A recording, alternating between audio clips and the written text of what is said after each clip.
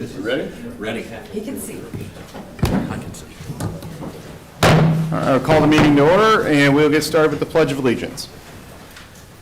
I pledge allegiance to the flag of the United States of America and to the republic for which it stands, one nation, under God, indivisible, with liberty and justice for all.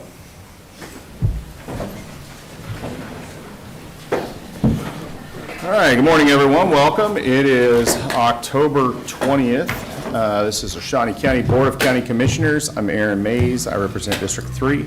On my left is Commissioner Bill Rippon. He represents District 1. On my right, Commissioner Kevin Cook. He represents District 2. Good morning, both of you. Good morning. Our County Councilor, Rich Eckert, is at my far right, and our County Clerk, Lisa Schmitz, at my far left. Good morning, both of you as well. Good morning, Commissioners.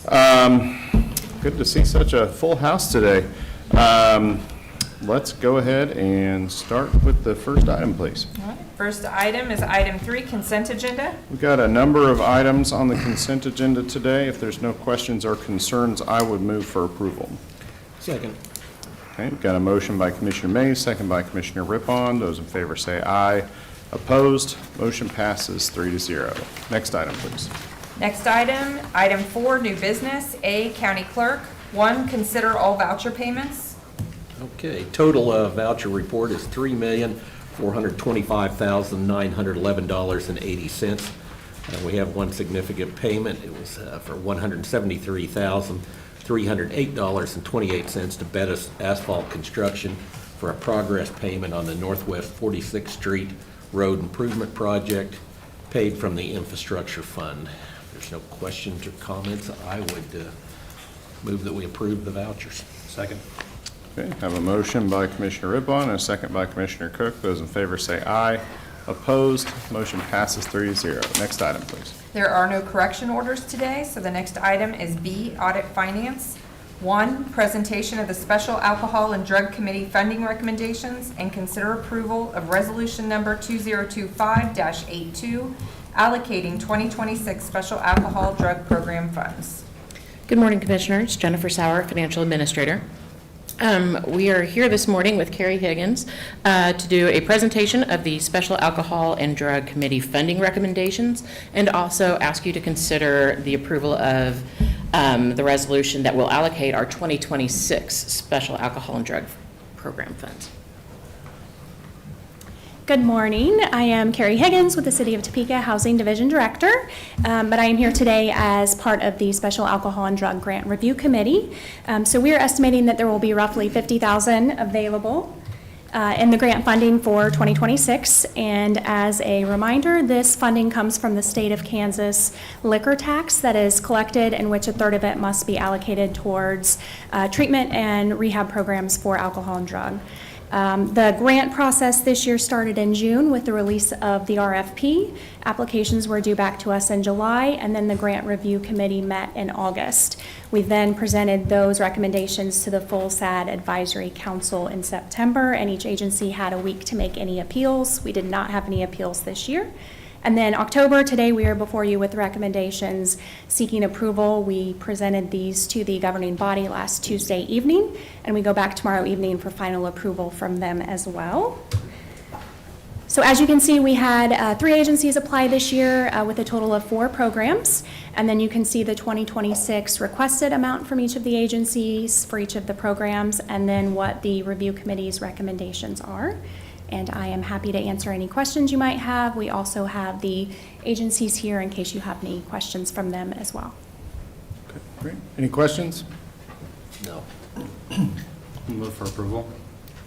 I'll second. Motion by Commissioner Cook, second by Commissioner Mays. Those in favor say aye. Opposed? Motion passes 3-0. Thank you so much. Thank you very much. Next item, please. C, Counselor. 1, second reading of Home Rule Resolution 2025-2, amending select portions of the nuisance code. Morning, Commissioners. Kyle Edelman with the County Counselor's Office. This is the second reading of this home rule resolution, so it is you are able to approve and adopt it if you so choose. We went through it pretty in-depth on the first reading, so I'll just stand for questions if you have any. Any questions for Kyle? I would move for approval. I'll second. So motion by Commissioner Rippon, second by Commissioner Mays. Hold on a second. Okay. Those in favor say aye. Opposed, motion passes 3-0. Thanks, Kyle. Next item, please. 2, public hearing and consideration of resolution number 2025-83, vacating a portion of Southwest 109th Street. Good morning, Commissioners. Jonathan Brazon, County Councilor's Office. We're here today to discuss a vacation of a portion of 109th Street. This is a section of road located between Southwest Topeka Boulevard and US Highway 75. The road really hasn't been used or opened at least since Highway 75 was improved in the 1970s. The statutory authority for what you're looking at today is to determine whether or not the road, the cost of putting the road in condition for travel outweighs the public benefit that the road would have. Public Works has weighed in on that and has determined there's no public need for the road. We did send notice to the adjoining landowners on both the Shawnee County and Osage County sides of the road.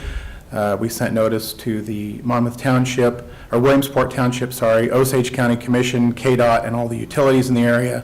And finally, we published notice of this public hearing in the newspaper. Unless you have any questions for me, Kurt's here. We need to just open the public hearing and then vote on the resolution. Okay. I'll make a motion that we open the public hearing. Second. Motion has been made by Commissioner Mays, seconded by Commissioner Cook. Those in favor say aye. Opposed? Motion passes 3-0. We are in a public hearing. Is there anyone wishing to speak on this matter, either for or against?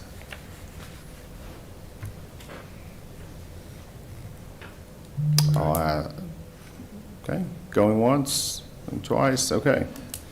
I would make a motion that we close the public hearing and approve the resolution. Second. Motion's been made by Commissioner Mays, second by Commissioner Rippon. Those in favor say aye. Opposed? Motion passes 3-0. Thank you, Commissioner. Thank you. Next item, please. D, Public Works. 1, consider awarding the bid letting to Bettis Asphalt and Construction Company Incorporated for a street benefit district project in Timber Ridge subdivision, and authorization and execution of construction, contract C396-2025 with the same entity. Good morning, Commissioners. Kurt Niehaus, Director of Public Works. Back on, it was September 29th, we received a single bid for this street benefit district project. It was approximately $85,000 less than the engineer's estimate. We think it's a good bid. We want to get the work done as soon as possible. I should say the developer does. And so I'm here before you recommending approval of this award and execution of a construction contract. With that, I look forward to your questions. Questions? None. Okay. I would move for approval. Second.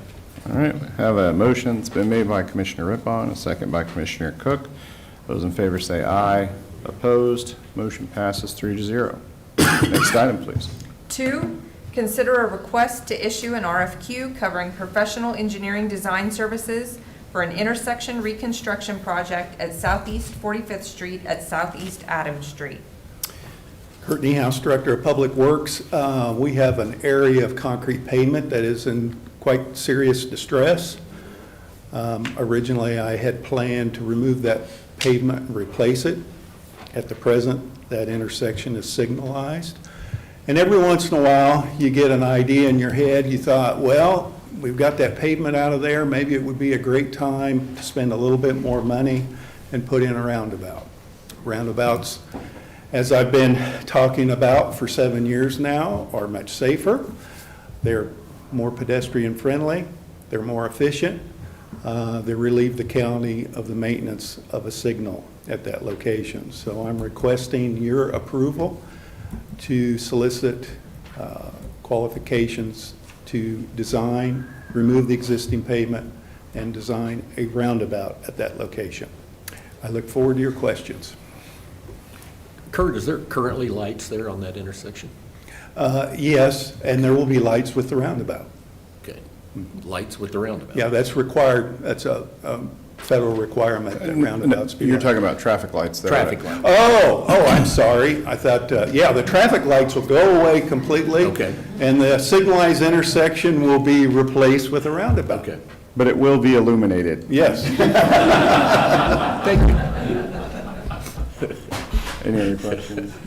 Like I say, I drive this quite a bit, and, you know, I think 45th Street has a series of roundabouts currently. This is the only stoplight on 45th Street outside of Topeka Boulevard. And so I think I don't think it'll be a huge change in traffic patterns for the folks out there. But I have sat at that light with no oncoming traffic before, and it seems like maybe something that probably doesn't need to be there.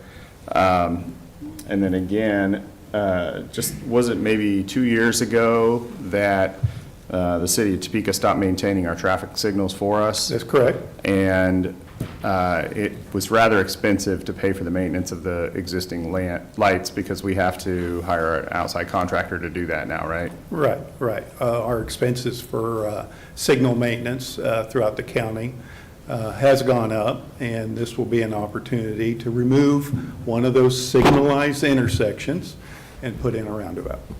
Yeah, so I am in support of this. I think it's going to serve the county better in the long run than a signalized intersection, so I'll move for approval. Second. Motion by Commissioner Mays, second by Commissioner Cook. Those in favor say aye. Opposed? Motion passes 3-0. Next item, please. 3, consider a request to issue an RFQ covering professional services relating to a regional transportation study. One of the primary purposes of the study is to assess the impact to transportation in western, southwestern, and southeastern Shawnee County resulting from the construction of a new KTA interchange near the city of Auburn. Kurt Niehaus, Director of Public Works. For quite some time, there's been efforts by Shawnee County and maybe others, City of Auburn, to build an interchange with the Kansas Turnpike, either east of Auburn or south of Auburn. In 2020, there was a study done by the KTA, funded by the KTA and the City of Auburn, about 3 possible locations on the Turnpike. Again, one location was east of Auburn, 2 locations were south. You know, it's great to build an additional interchange with the Turnpike. I think that's a worthy goal. The problem is we don't know how that will impact regional local transportation.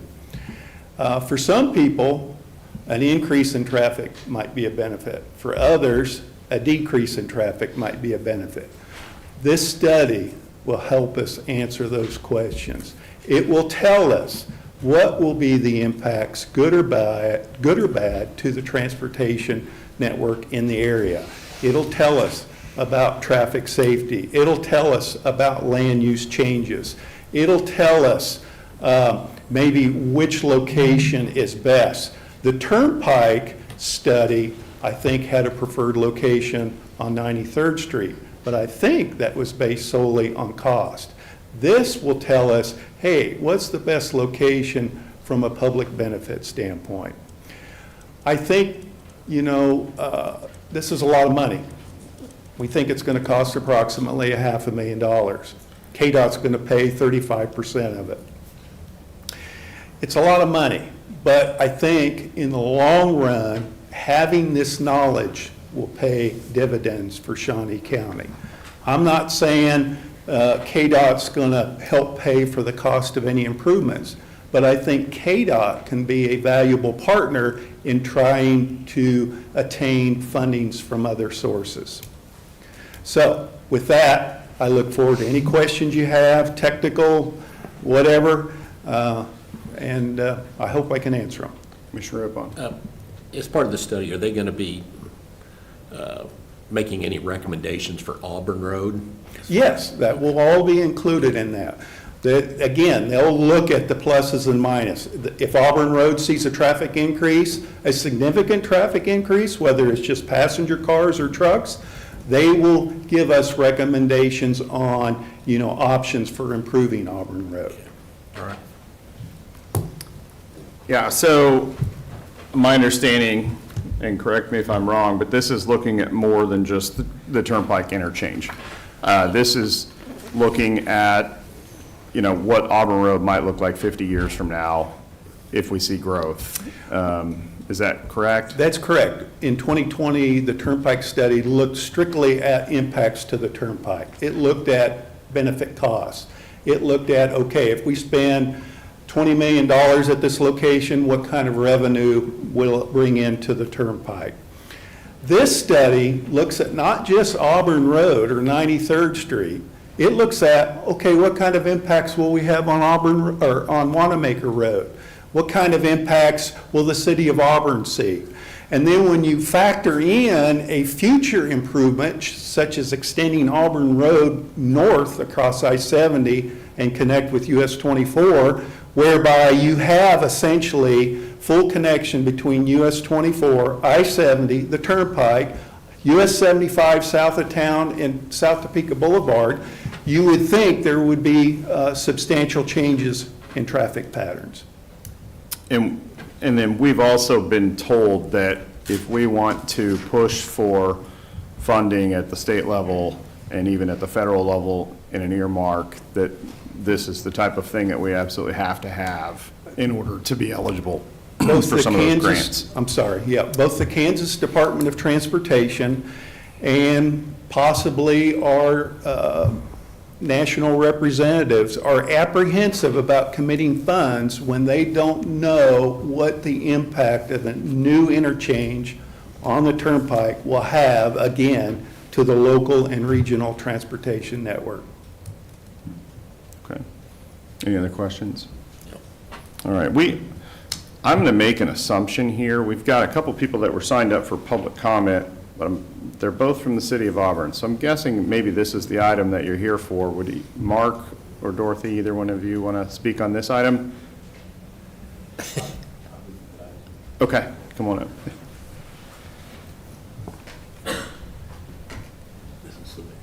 Yeah. Mark Brown, Mayor of Auburn. We definitely concur with Kurt that this needs to be done. The roads out in southwest Shawnee County are really were gravel roads at one time that we just put asphalt on and called them paved roads. The impact in the long run that an interchange would have will really change the shape of southwest Shawnee County in the long run. I really think the study absolutely needs to be done for safety and future economic development. And if we're going to be looking at federal dollars in Shawnee County for road improvements, we really need to have a good roadmap of how those dollars could be spent. So I'm really encouraging us to go forward with this study. Okay. Thank you. Yeah.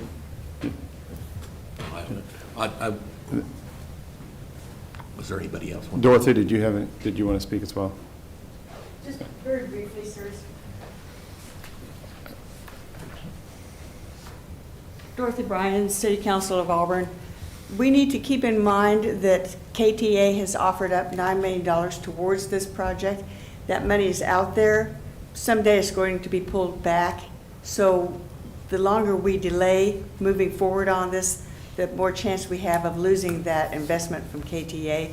So to move forward constantly and get this done, we'll save that $9 million. Thank you. Couldn't agree more. One last point I'd like to add. I mean, Rich talked about it last week. We're bringing on someone to advocate for the county and maybe state legislature and maybe even federal level. And I think this project is a perfect project for a person like that to advocate for the county. Yeah. Okay. Further questions? All right. I would move for approval. I'll second. Got a motion by Commissioner Rippon, second by Commissioner Mays. Those in favor say aye. Opposed? Motion passes 3-0. Thank you. Thanks, Kurt. Next item, please. E, Parks and Recreation. 1, consider approval of contract C 401-2025 with Mammoth Sports Construction LLC, utilizing the Greenbush Cooperative in the amount of $717,600 for the removal and replacement of synthetic turf at Bettis Family Sports Complex. Funding of $250,000 utilizing the 2026 CIP fund, with the remaining balance from the Parks for All Foundation. Good morning, Commissioners. Tim Laurent, Director, Parks and Recreation Department. So yes, we're asking your permission to enter into an agreement with Mammoth Sports Construction for the replacement of the turf on the 4 quad fields at the Bettis Family Sports Complex. As the clerk mentioned, the total cost of this project is $717,600, but $467,600 of that is coming from our Parks for All Foundation, and the remainder will come from the CIP funds that we will receive in 2026. So along those lines, there'll be no work done this year. The first payment would be due beginning of January for mobilization fee.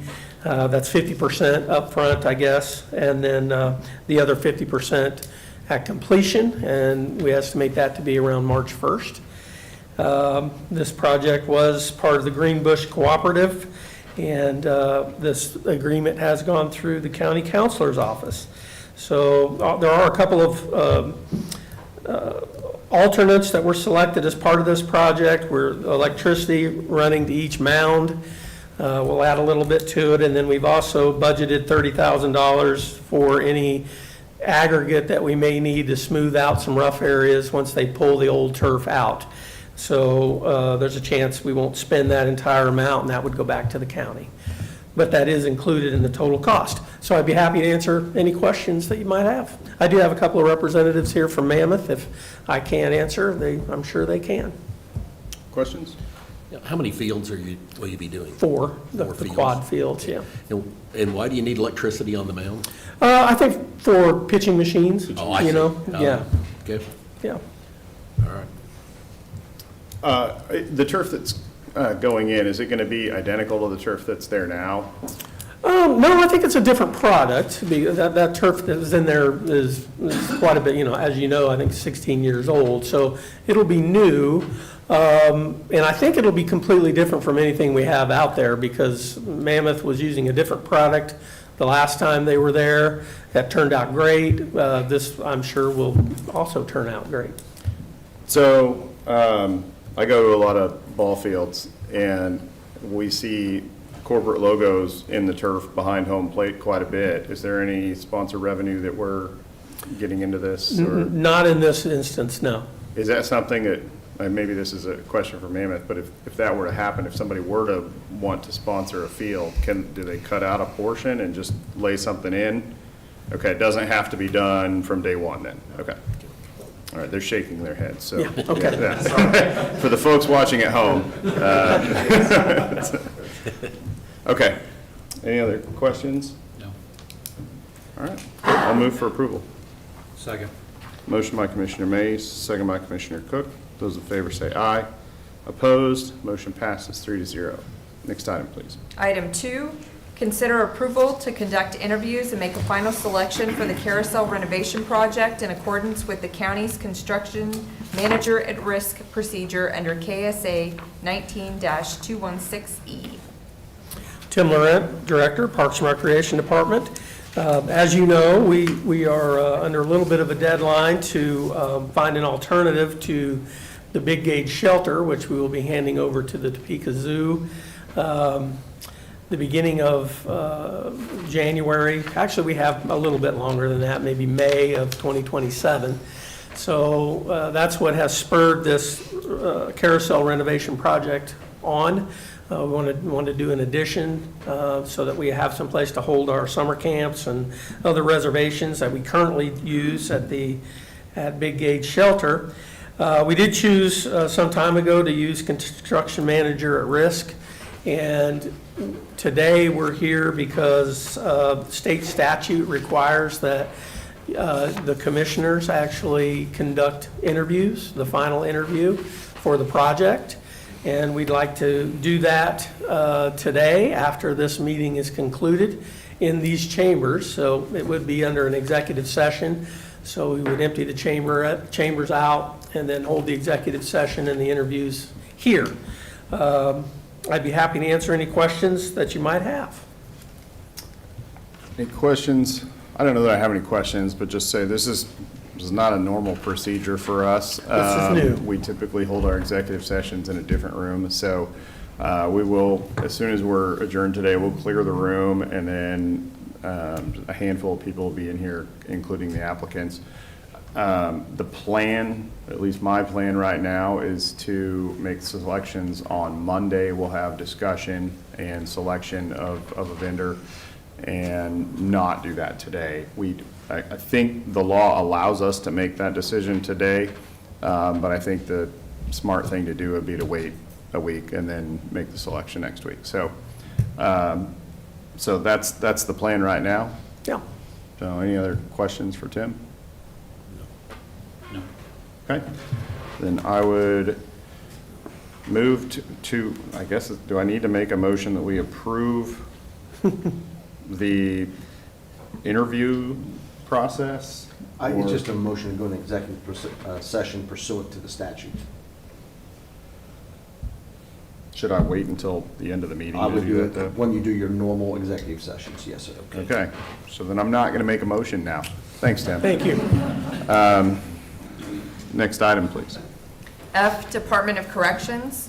1, request approval to accept the lowest responsive bid for repair and replacement of 20 perimeter doors within the detention centers at a cost of $103,485 to be paid from fiscal year 2025 capital improvement funds and DOC building maintenance funds.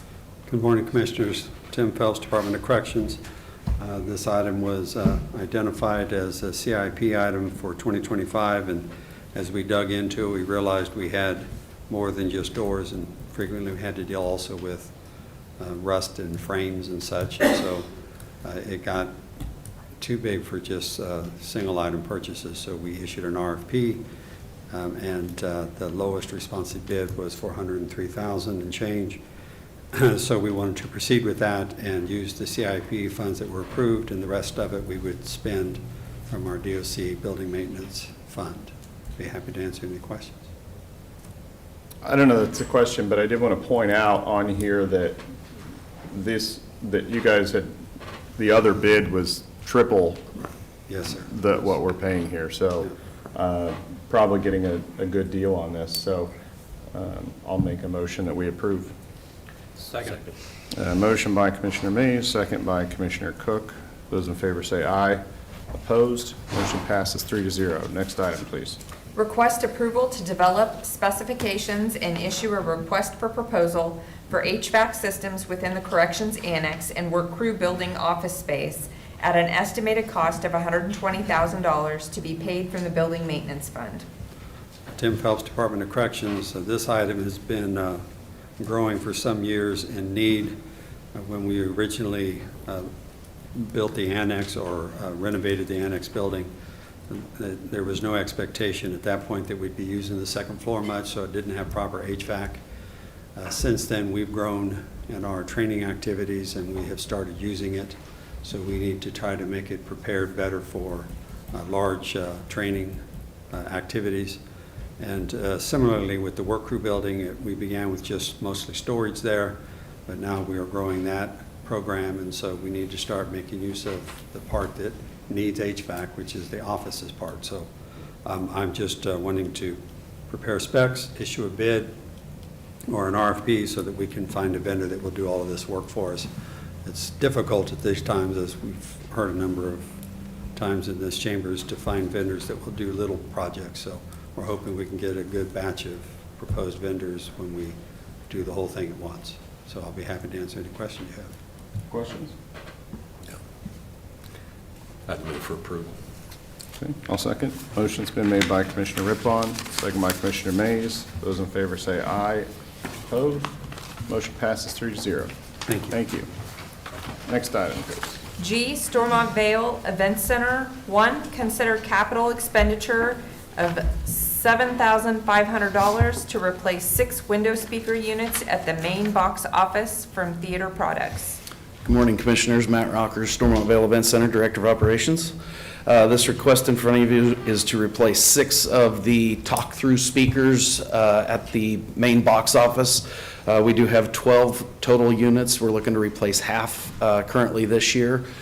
These units are about 14, 15 years old and starting to see some failures and making it difficult for communications with guests that are trying to purchase tickets. So we'd like to replace 6 of them for the $7,500. Okay. Questions? All right, I'll move for approval. Second. Motion's been made by Commissioner Mays, second by Commissioner Rippon. Those in favor say aye. Opposed? Motion passes 3-0. Next item, please. Item 2, consider capital expenditure of $55,000 for multiple items with regard to FPHL hockey. Again, Matt Rockers, Stormont Vale Event Center, Director of Operations.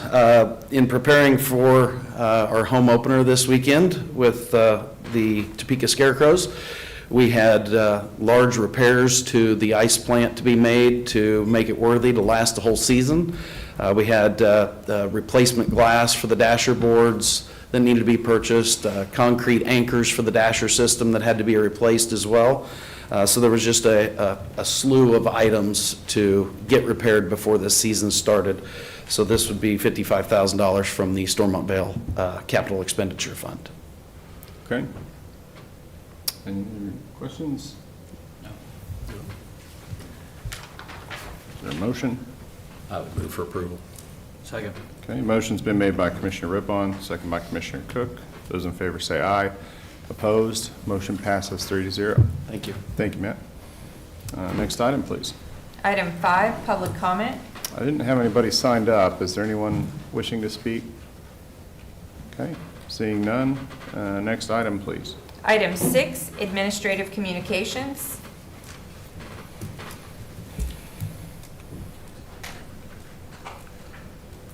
Good morning, Commissioners. Angela Lewis, Director of Administrative Services. Just a reminder, although the meetings are completed for open enrollment, you still have time to complete your benefits selections.